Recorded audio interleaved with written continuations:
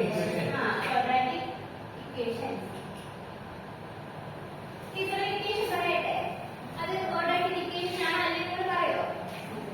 3x square plus 2x plus 1. ഇത് quadratic equation ആണ് ശരി. എന്തുകൊണ്ടാ? ഇത് equal to 0 ഇട്ടാ അതൊരു quadratic equation ആണ് അല്ലേ? Very good. ഇപ്പോൾ ഇത് quadratic equation ആയില്ലേ? ആയി. ഇനി ഒരു quadratic equationന്റെ ജനറൽ ഫോം കാണുന്നേ. ax square plus bx plus c equal to 0. ax square plus very good. ax square plus bx plus c equal to 0. അല്ലേ? ഇതൊരു quadratic equationന്റെ ജനറൽ ഫോം ആണ്. ഇതിൽ a b c എന്തോന്നാണ് കോൺസ്റ്റന്റ്? എന്താ? a അല്ല. a b c constant ആണോ? a b c എന്താണ്? Numbers. Exact. a b c ഇവ റിയൽ നമ്പേഴ്സ് ആണ്. ഓക്കേ. ഇനി വേറെ എന്തെങ്കിലും സ്പെഷ്യാലിറ്റി ഉണ്ടോ ഇതില്? അല്ല. x ന്റെ പവർ ക്വാഡ്രാറ്റിക് ഇക്വേഷൻ എന്ന് പറയുന്നത് x ന്റെ പവർ 2 അല്ലേ? ഇതിൽ ഇനി a b c real numbers ആണ് നിങ്ങൾ പറഞ്ഞു. ഇനി വേറെ എന്തെങ്കിലും സ്പെഷ്യാലിറ്റി ഉണ്ടോ? രണ്ട് സൊല്യൂഷൻ ഉണ്ട്. അതല്ലാതെ എന്താണ്? a ക്ക് എന്തെങ്കിലും സ്പെഷ്യാലിറ്റി ഉണ്ടോ? a 0 ആണ്. a 0 ആവാൻ പാടില്ല. a not equal to 0 ആയിരിക്കണം. ഓക്കേ. ഇനി ഇപ്പോൾ ഇതൊരു ജനറൽ ഫോം അല്ലേ ക്വാഡ്രാറ്റിക് ഇക്വേഷന്റെ? ഇതിന്റെ രണ്ട് റൂട്ടുകൾ പറഞ്ഞേ.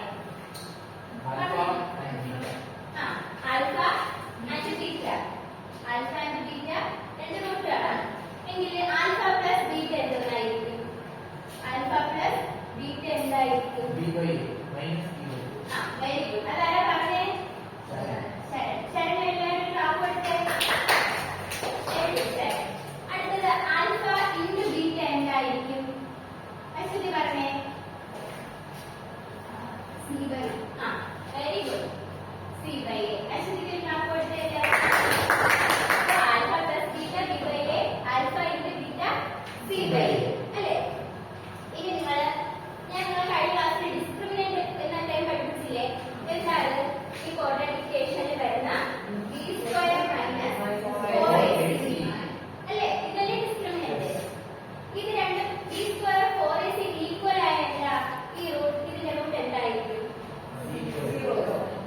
b സ്ക്വയർ ഈക്വൽ ഒരിക്കലല്ല. b സ്ക്വയർ ഈക്വൽ 4ac ആയ എന്തായിരിക്കും?